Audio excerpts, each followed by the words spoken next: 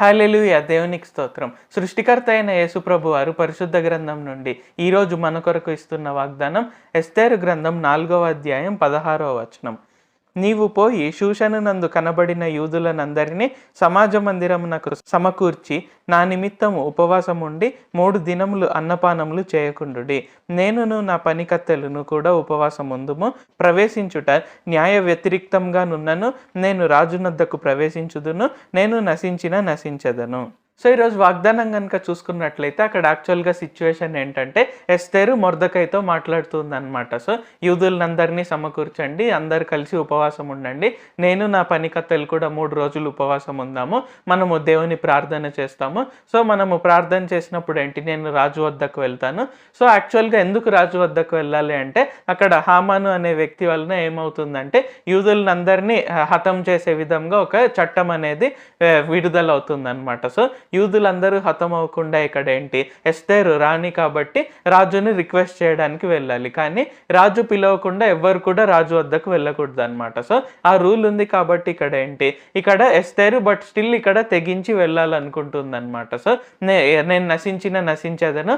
కానీ వెళ్తే ఏమవుతుందంటే ఒకవేళ రాజు కనుక ఆమె యొక్క విన్నపం వినాలనుకున్నట్లయితే ఏంటంటే ఆయన దండాన్ని చాపుతాడనమాట. సో అప్పుడు సైనికులు ఆమెను చంపరు.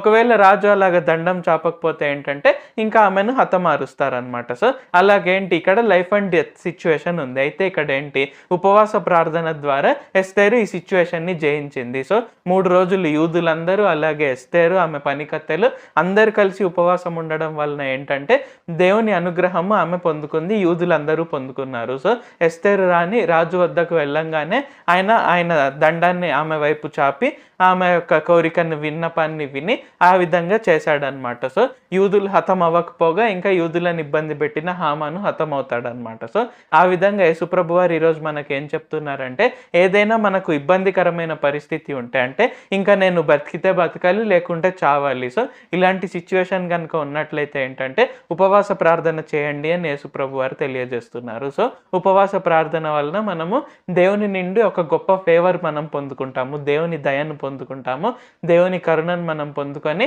ఆ విధంగా మనము జీవించే విధంగా అండ్ మనం జీవించడమే కాకుండా మనల్ని ఏదైతే ఇబ్బంది పెడుతుందో అది ఇంకెప్పుడు మన జీవితంలో రాకుండా యేసు ప్రభు వారు చూసుకుంటారు. ప్రార్థించుకుందాం. ప్రభువా, దేవా, సర్వాధికారి, మాకు ఇంకొకసారి ప్రార్థించుకునేందుకు అవకాశం ఇచ్చినందుకు వందనాలు తండ్రి. మీరు మా కొరకే చేసిన ప్రతి ఒక్క మేలుని బట్టి మీకు వందనాలు, స్తుతులు, స్తోత్రాలు తండ్రి.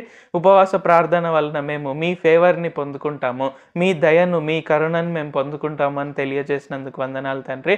కావున ఎస్తేర్ రాణి ఎలాగైతే 3 రోజులు ఉపవాసం ఉండడం వలన, యూదులందరూ 3 రోజులు ఉపవాసం ఉండి ప్రార్థన చేయడం వలన రాజు యూదులను హతం చేయాలి అనే ఆజ్ఞను మార్చివేయడమే కాకుండా ఇంకా యూదులను ఇబ్బంది పెట్టే హామాను కూడా హతమయ్యాడు తండ్రి. ఆ విధంగా ఈ ప్రార్థనలు ఎవరెవరైతే పాల్గొంటున్నారో, వారు ఉపవాస ప్రార్థన చేస్తున్నారో ఇప్పుడే మీరు వారిని ముట్టి వారిని స్వస్థపరచండి, వారికి ఆర్థికంగా ఆశీర్వాదాలు ఇవ్వండి. ఇంకా అనేక పరిస్థితులు ఏవైతే ఇబ్బంది పెడుతున్నాయో ఆ పరిస్థితులన్నిటి నుండి కూడా వారికి విడుదల కలిగించి ఇంకెప్పుడు కూడా అటువంటి పరిస్థితులు రాకుండా చూడండి. నజరేయుడైన సర్వశక్తిగల యేసుక్రీస్తు నామంలో ప్రార్థిస్తున్నాం తండ్రి. ఆమేన్. Thank you Jesus. దేవుడు మిమ్మల్ని ఆశీర్వదించును గాక.